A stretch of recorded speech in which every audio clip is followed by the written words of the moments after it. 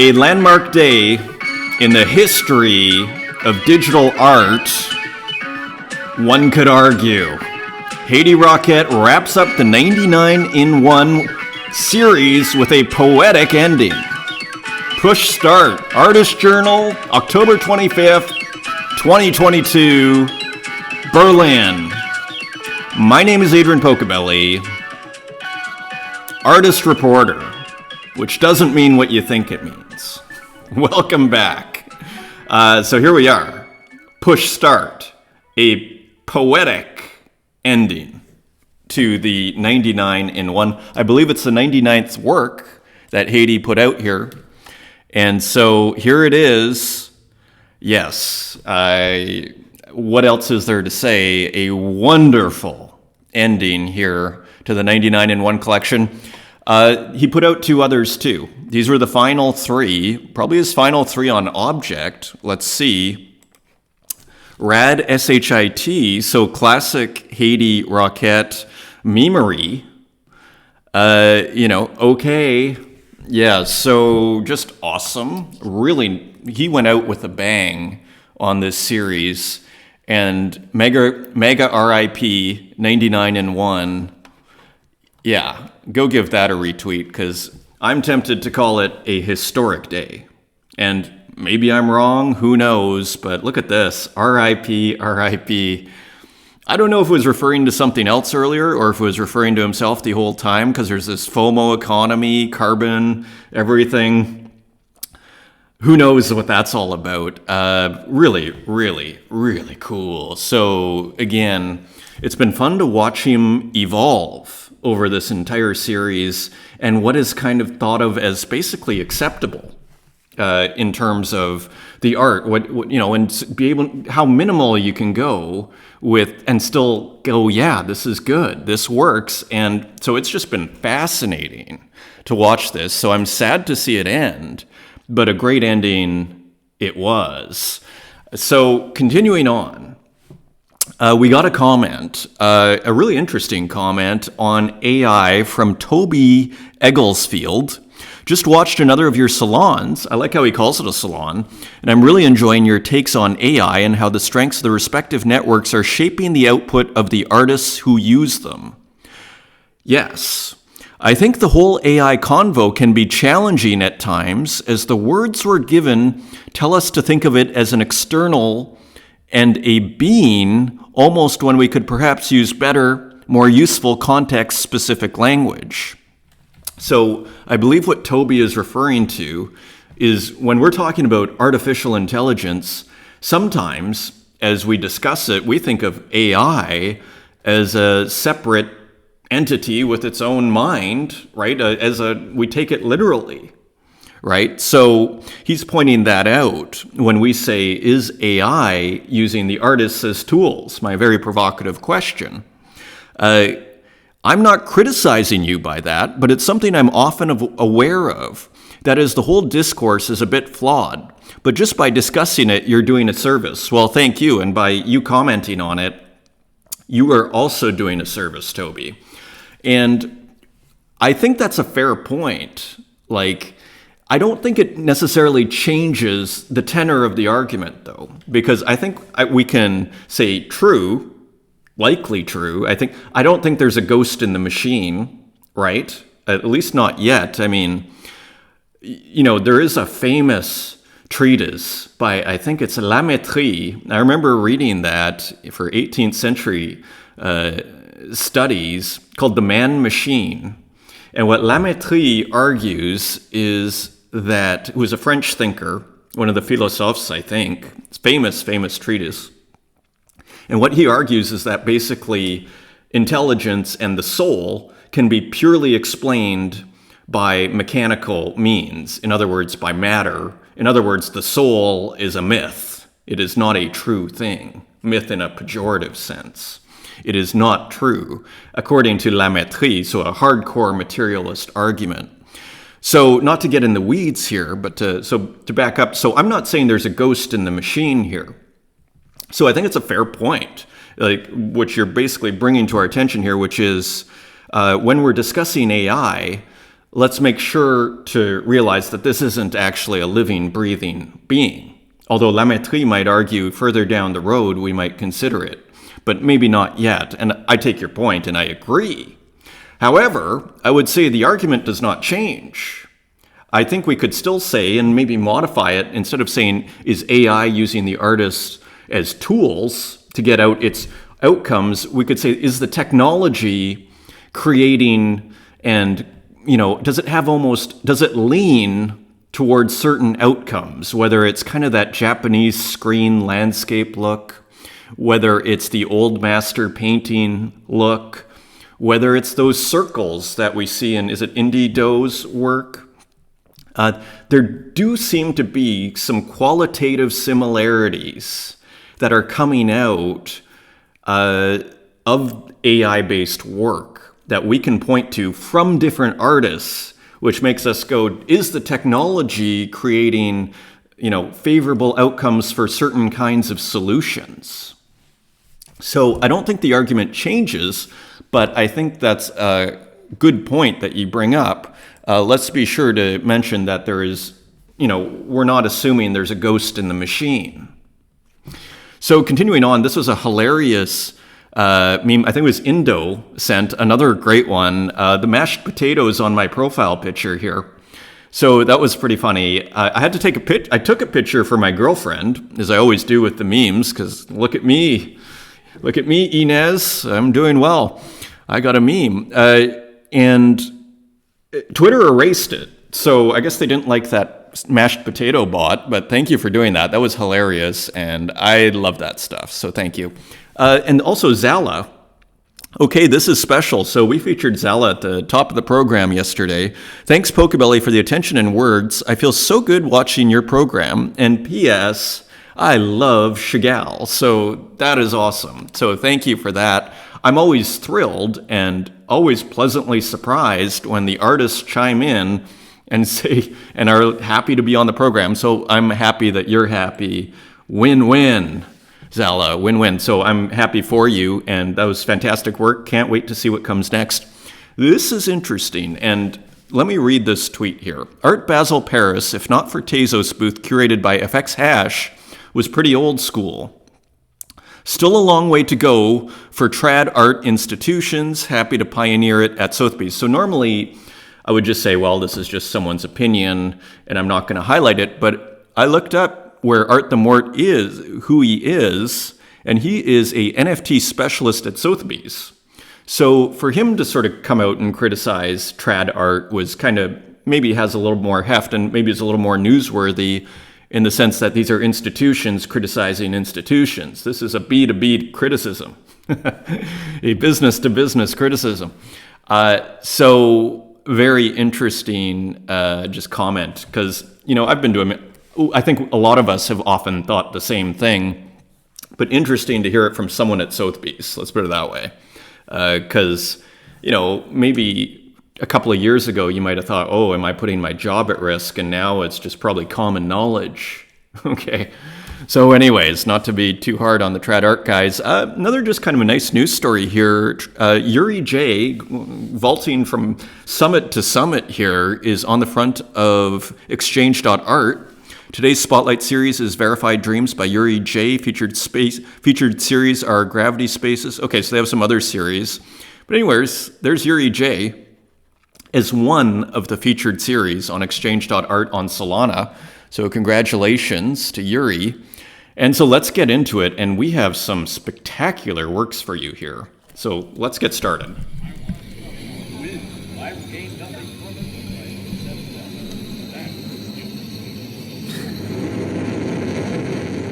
I mean, this anime manga thing, maybe if you watch anime, this is just like par for the course, and this is just standard operating procedure. But this is awesome. So you can buy this. It's on Foundation. And, wow. You can buy this. So anyways, you've seen this part. So that was definitely, you could call that a head turner in Pocobelli land. The Eve by Sid Visuals, only a reserve of 0.8, and then I guess it goes to auction.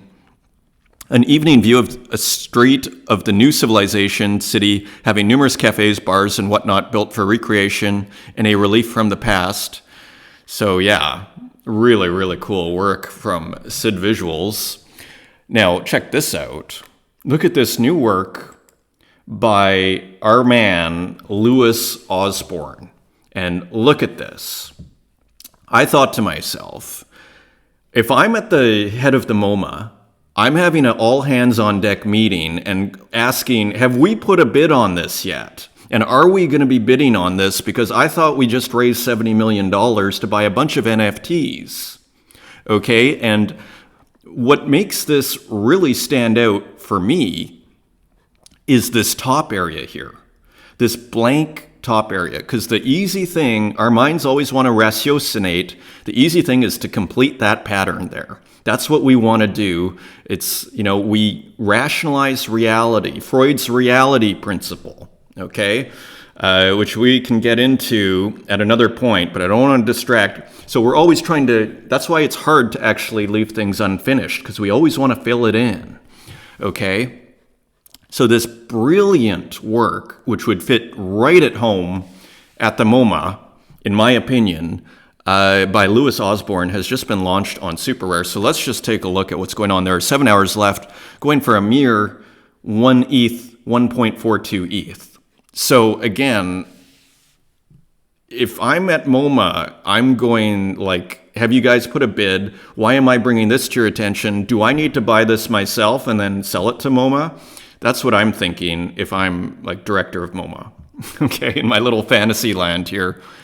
So just really cool and interesting write-up. Please secure your own mask before helping others. So again, is there any music? I don't think so. No. So again, I just think a stunning work, crowd control, great. So sometimes success will make artists achieve, it almost inbreeds a confidence in them to get to another level. It's part of the beauty of success. It's like a positive feedback loop, as we all know. I think that's what's going on here, because to me, this is next level. And it really does all have to do with that blank canvas and even the color. It's like the color of canvas. This looks like modern art, contemporary art. This belongs in a museum, okay? That is my take. So, and another artist, Paper Crane, who we know, who has collaborated with Louis Osborne. So very nice abstract work here. That is going for $34.99. I think it sold out right away. Accepted offers 23 down to 15. So healthy market from Paper Crane. A new work from Gloomtube. And look at how poetic this is. Speaking of museum quality. So what is going on here? First, let's just get the title, Porch Pile. And this seems to almost pair really well with yesterday's The Garbage Can Signs of Life that Gloomtube put out. And look at what's going on here.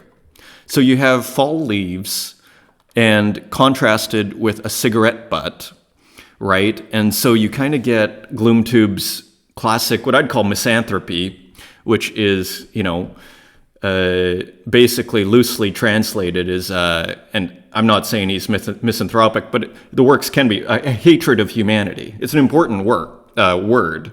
I think Magritte, for example, has a work called The Misanthrope. So it's a good word to know. And we could call it light misanthropy, some of Gloomtube's work in his criticism of this, what we might call the suburban nightmare, or what Ballard called the suburbanization of the soul. And here we see a used cigarette butt, thrown away with the leaves. And another interesting contrast here is these leaves, these beautiful leaves, are contrasted with the wood, the trees where it came from, again, just kind of torn apart by humanity. So a very poetic fall work from Gloomtube. I managed to pick one up for $9, still available, a couple of flippers there on the scene, so maybe there's still one left for you. Continuing on, another kind of one-of-one sold by Gloomtube, which just seems cheap right now. An older one-of-one just went on secondary to Reality Echo, a banquet TV dinner size thanks, and a collector card headed your way. And so, a really cool piece. I think it went, did I bring it up? Let me bring it up here. I think it went for 275, which again, when you consider what works are selling for on Ethereum, and you can't get any Gloomtube on Ethereum that I know of, you can get a one of one here. Let's just see. 275 to Exartpolation. So pretty good deal, if you ask me, and a cool work. TV dinner, classic. As Gloomtube continues to just cover our daily lives, in a very poetic way. Continuing on. This is from the Drank DAO. So if you own the token, you would have gotten this Minta work as a freebie. And I won't do art within art again. So a play on The Simpsons. And of course, Minta is the meta artist who is constantly doing screenshots and meta. And so what I like about it is she turns it into a work in a work. And I won't do art within art again, playing off of The Simpsons and Bart Simpson, Minta as Bart Simpson, and then she is drawing it. So she is violating her own punishment here by doing another drawing in a drawing. So classic meta, this is a digital drawing made with color charcoal. So if you want it, you have to put an offer in if you have not received it yet. And continuing on, another small masterpiece by Dan Control. We have a few breakfast pieces here, so get your coffee ready. I love these things. I love this work, and it really fits within Dan Control's whole, theme. Mocha pot, the coffee is ready. I think this sold out right away, or it was burned. Was there another copy? I'm getting more and more. Yeah, here we go. I bet this sold out right away. 3 Tezos each, so flew off the shelves, sold within 7 minutes. So it's interesting. I guess coffee is a theme that people like. So interesting. And speaking of coffee, do you have your bacon, egg, and cheese biscuit from Tres et Rodinx, formerly known as Fax Machinovich, also known as Wasteman Goldminovich, with another beautiful work? I picked one up. I love this little series on breakfast menu exclusives. And we got another breakfast work that I thought it's hilarious how these things just naturally curate. A pixelated breakfast work. And who's this? Joni B put one out. Is this a one of one? This is a one of one breakfast pixel work, which incorporates some coffee from Dan Control and some breakfast muffin business, or at least is that a pancake maybe, and some bacon and maybe some scrambled eggs. Looks like a delicious breakfast.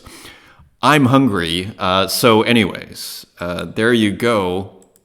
That is Joni B, Breakfast Desayuno. Continuing on, this is an artist I've never seen before, Shepperton.raw, work in progress, Tuesday on Super Rare. So I just thought that was kind of interesting. So to look at this sort of pixelated abstract work. So I went to Shepperton.raw's page, French glitch artist, making videos and breaking them with code. I made a video clip for Ariana Grande. So here's a work that he's working on. I think it's a he. And Thomas Collet, I guess that's the name, Thomas Collet. So here's the super rare work. And yeah, going for a nice price, 2.9 ETH, 2.69 ETH, getting a nice price. And it's auctions. I'm more and more convinced. And Loremy putting in a bid there. So reserves and auctions. So I don't know what all of us are waiting for. I don't know what I'm waiting for. Just make some time to put some auctions out there and hope for the best. And this is also his work on Object. So all basically sold out. Selling for 200 Tezos, 220 for these one-of-ones. So very nice. Continuing on, this was a work by Ed Marola, which I thought, okay, interesting pixelated work. But then I played the music, and the music really made it for me. Just kind of fun. And so I bought it right away, once I heard the music. So just really fun, uplifting. Some of the other works that Ed puts out is uplifting. We were talking about it. I don't know if he makes his own music or if it's a collaboration. We'll take a look. Anyway, too much fun. Sound and Pixel, I assume it's all by Ed Marola. 2 Tezos. How cool is that? I've never seen anything quite like that. An abstract painting with music. Continuing on, this is cool. Acid Soup. This came out on the 16th. Like everything else is like the last 24 hours from my understanding here, guys. Like that's when something's going on. And something's been going on for a while out here in NFT land. But the amount of solid product, and which seems to be improving, that's coming out is remarkable. Let's just put it that way. Error in the paint program. So we just have here from Acid Soup, paint dropping out of the canvas. Nice and simple, buy it for 12, edition of 10. Continuing on, Brave with a interesting pixel work. Let's just bring it up. Back to our the toy machine at the carnival or whatever, that you never win the toy. The arcade, I guess. It's kind of a poetic work from Brave. Some nice 8-bit music. This goes on for 2 minutes. I'll just go a little further here if we can. Anyways, you get the picture. Yeah, and you get the beat. So really cool. It's like half music video. It's almost like a music video because it's moving. Otherwise, I'd say it's more like a single. Interesting. So, new work from Brave, Arcade Afternoon. During my childhood, play in arcade was a passion. Every coin my mother gave, I used to play. Feels good to put that part of me in pixels. Amen, Brave. Amen. I totally relate to that. Another pixel work, this time from Geek, Bath Time. Time to take a bath. So just a simple work from Geek. Someone smoking in the bath with some incense going on here. So you can get that for a Tezos 50, almost free, edition of 7. Another work by Acid Boy, kind of in that same theme that he was doing that we saw the other day. Again, I just find this series where you can see that flashing thing come in. Again, Acid Boy's been kind of investigating this kind of hallucinatory, abstraction. There's a term for you. Hallucinatory abstraction for as long as I've been on Tezos, for probably a couple of years at least, I'm guessing. And yeah, it's starting to get really, it always was sophisticated. This one's like super sophisticated in my opinion. Like just a really, really nice work. Might have been burned, so I don't know what the deal is there. But moving on, so another work by Turkarak, and you might remember them from the CEOs with pink shoes. So this is for 5 Tezos, what is it, Foot Fetish or something? International Foot Fetish Day. A little risque. So we're having fun over here. Just an interesting drawing. I like Turkarak's work because it's kind of edgy. Like it has an edge to it. Like this isn't just some simple drawing, it's got an edge. Continuing on, Moat MT, A Winter in the Morning, and I thought this was just a really nice, also poetic work. This is by the artist that did the person at the immigration, booth who was giving the finger to the. So interesting work, and I really like this because it was kind of positive. A winter in the morning, digital painting, because so much contemporary art is negative. And it's ambiguous too, because you could argue, well, there's a gun on the table. Is that positive? But what I see here, and with all the tattoos and everything, what I see here is someone who is trying to get from gangland to all of a sudden writing down his goals.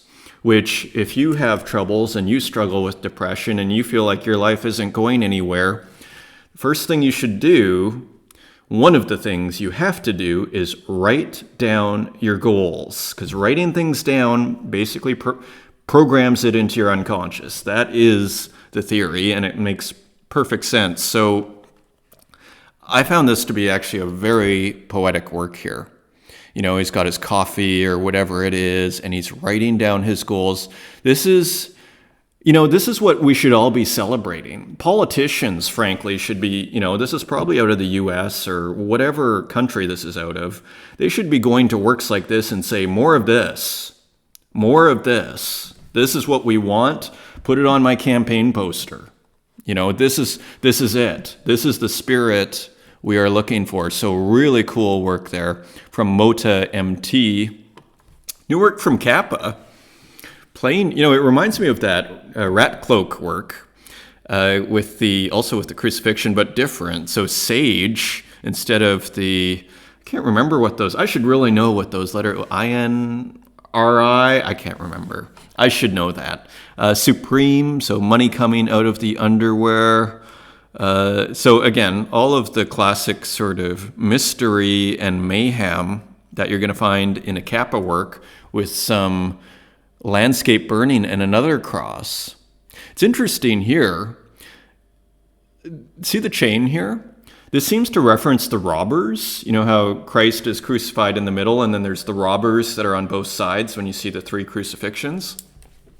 Very subtle move here to me, because often Christ is crucified with a nail. Now, maybe that's a nail, but it looks like the robbers are tied. I think they're tied up traditionally and not with the nail inside. Here, you can't tell if it's a nail because the money, you can't tell if that's the money or a nail. It actually looks like a nail because there's some blood. But anyways, very interesting to put the tied up hands there. Interesting references. So cool work by Kappa, going for $9.90. So still available for a song.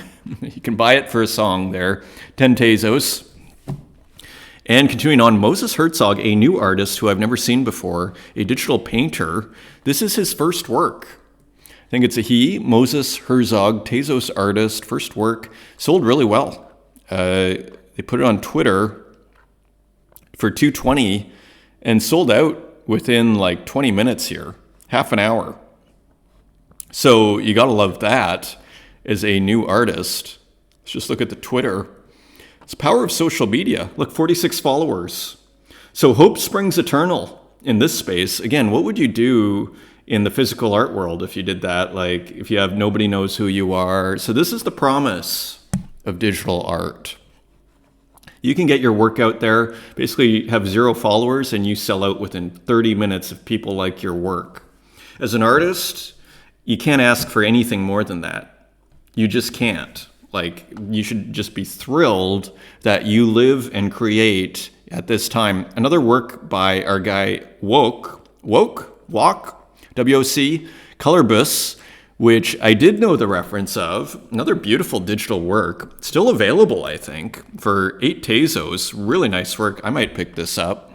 So, of course, the portrait is a self-portrait of Albrecht Dürer. So here we go. And let's just go back. Yeah, so you can see a clear reference here. Quickly on this self-portrait, so Dürer is always a little earlier than I imagine. He's 1500 this was painted. So a German Renaissance painter, Albrecht Dürer, painted early in 1500, just before his 29th birthday. It is the last of his 3 painted self-portraits. Art historians consider it the most personal, iconic, and complex of his self-portraits. And let's just go a little deeper here. The self-portrait is most remarkable because of its resemblance to many earlier representations of Christ. And you can see it there. Art historians note the similarities with the conventions of religious painting, including its symmetry, dark tones, and the manner in which the artist directly confronts the viewer and raises his hands to the middle of his chest as if in the act of blessing. Well, that's kind of some interpretation there. This is also kind of interesting. There's one more line I wanted to read here. Dürer's face has the inflexibility and impersonal dignity of a mask, hiding the restless turmoil of anguish and passion within. Sometimes I think the art historians are projecting their own things. Like, it's possible. And when you read that, okay, this is a mask and it's hiding, Dürer's angst and whatever. Totally possible.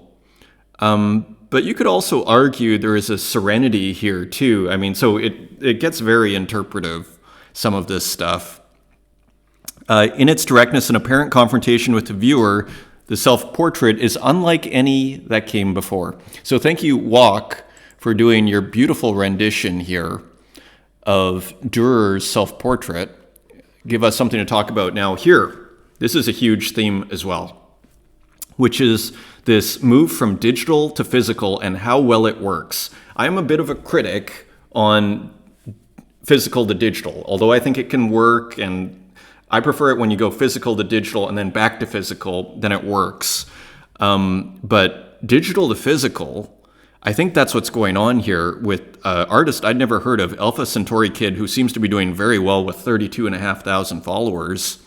Look at this, and Christie's, look, so super excited to present Alpha Centauri Kid's screen print, The Muse, featuring the one and only Emma Watson in our post-war and contemporary art day sale on the 18th of November. See online now and in person starting the 12th of November.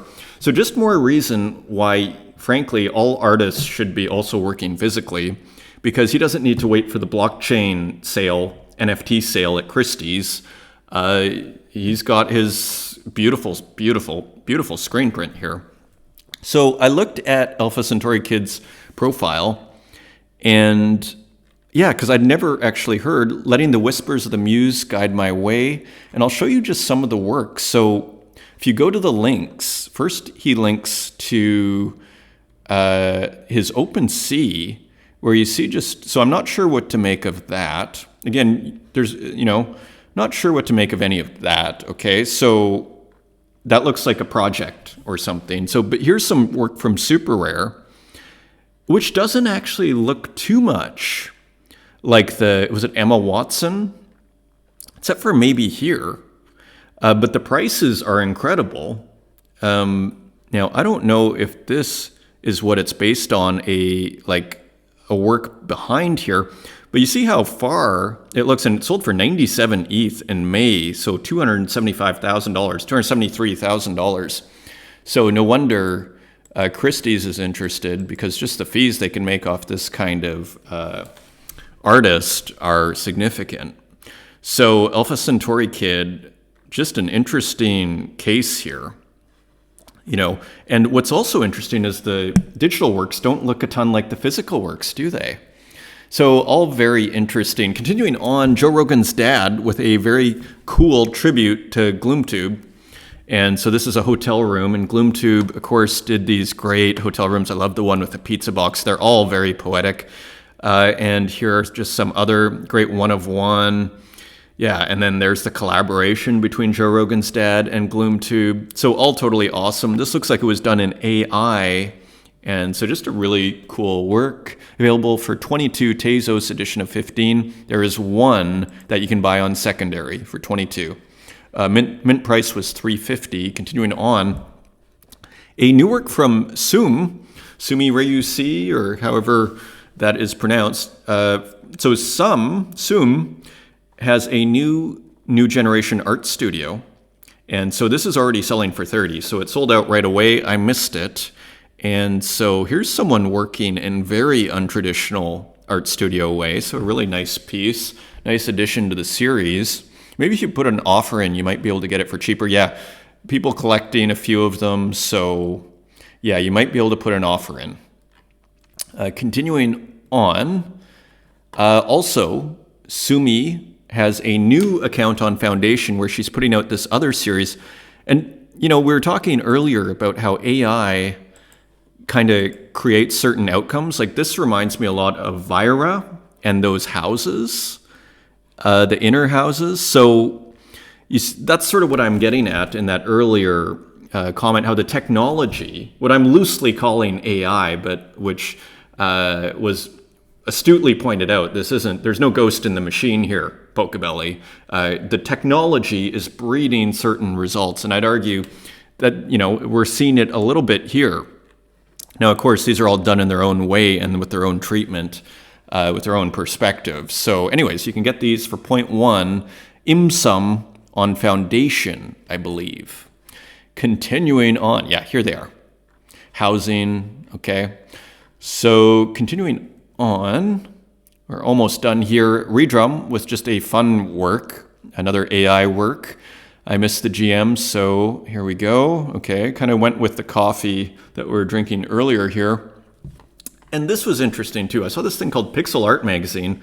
So I went to the links and I was like, where's the magazine? I just see Buy Me a Coffee. So that's the Patreon, Instagram, Twitter. So then I went back.